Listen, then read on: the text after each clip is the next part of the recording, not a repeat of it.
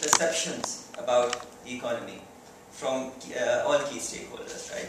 So the advantage of doing this kind of research at fpcci is that basically we are the national chamber, and all trade bodies and all chambers are our members.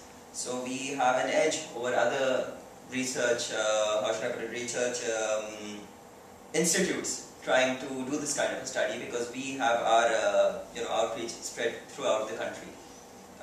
In that sense, I think so far what we've discussed, what I discussed with the Khanix yesterday, is he's given me some idea of how this kind of work can be done, because he's had a lot of experience in this kind of work, and introduced me to Iftikhar Sahab, again, who's also had experience in dealing with this kind of work. And so we've just chalked out how this kind of work is done, and now basically it's looking at the feasibility of this kind of a project within fpcci, which we're supposed to discuss today. So that will deal with the confidence in business. Basically, just to build on what has just been said by Saif. Basically, when you approach the government, the business community comprises of different groups, right? You've got manufacturers, you've got traders, you've got service providers, and we leave agriculture out for now.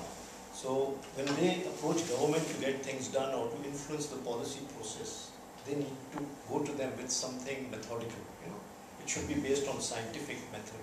And in the social sciences, the kind of background we come from, you need to collect objective information on what is happening on the ground, and you go to the government. So you need to document the system. And if you are going to approach the government, like every year, the fpcci and the constituent trade bodies, they approach the government for removing distortions, inefficiencies, inequities in the tariff structure, in the income tax code, or in basically creating level playing field internally and externally. So for that, when you approach the government, and those people have been trained at university with the language of economics and finance, and they only speak that language, they're mentally tuned to that terminology, it's jargon basically, right?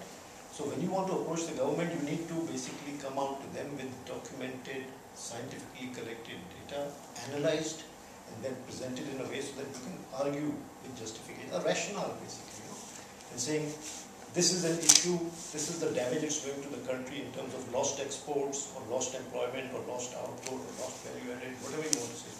And then you say that this is the cure, and this cure is going to lead these benefits. So it's a cost-benefit analysis, very systematic, very documented, and it puts quantitative numbers on the table.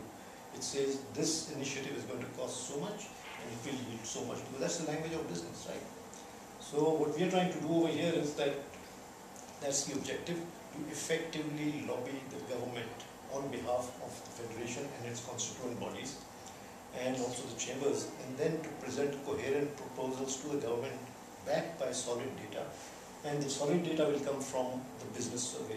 So the business survey basically will measure 8 or 10 things, that it will get a feel from the business community. It's like taking the pulse of the business community.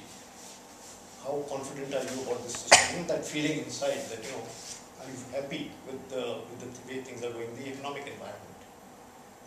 So sometimes the businessman will tell you that whether sales are deteriorating, or confidence is falling, security situation is rising or falling. So we just basically ask them very simple questions. We don't ask them for numbers. Nobody will tell you, and we're not interested. All right. So what we'll tell them, ask them is that how are you feeling about the business climate overall? Have your sales increased over the last 12 months? Have you hired people over the last 12 months? And what is your output, your exports? And then in the future, are you planning to invest? What are your investment plans? So, up better now, Sheikh.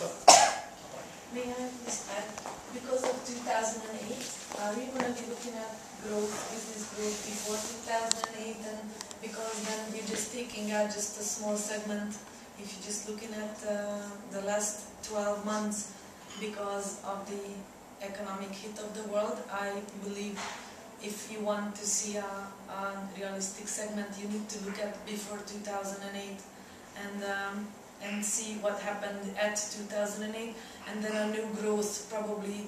I mean, there was a stagnation and the maintenance and maybe a downfall and then come up. So if you just take out the last 12 months, that could be misleading if we wanted to look at the overall picture, just by my opinion. I think that's a very interesting perspective. what we can do is that globally the system has gone through an economic crunch, let's say since 2008 financial meltdown in Europe, North America and globally.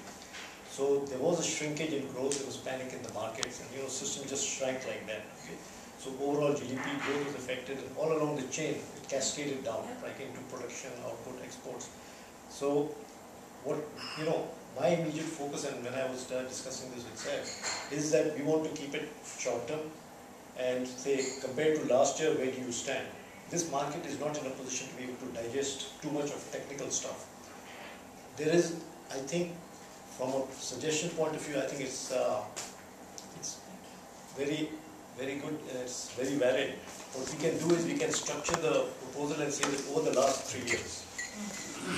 The only reason I'm saying because you're going to be putting into effort and asking questions, so asking 2 more extra questions, it doesn't take absolutely much, but can give so much valuable information.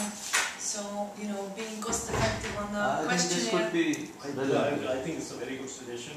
And basically, Just 2 additional questions. It broadens the perspective. Yes. Yeah. For the future. It gives you a historical The perspective. frame of reference will be different. Historical perspective and a vision for future. A little longer. Absolutely, because Good idea. 1 year may not be sufficient. And I think the important thing is that when you look at that issue, you have to find out because the country itself may or may not have been impacted to that extent or not.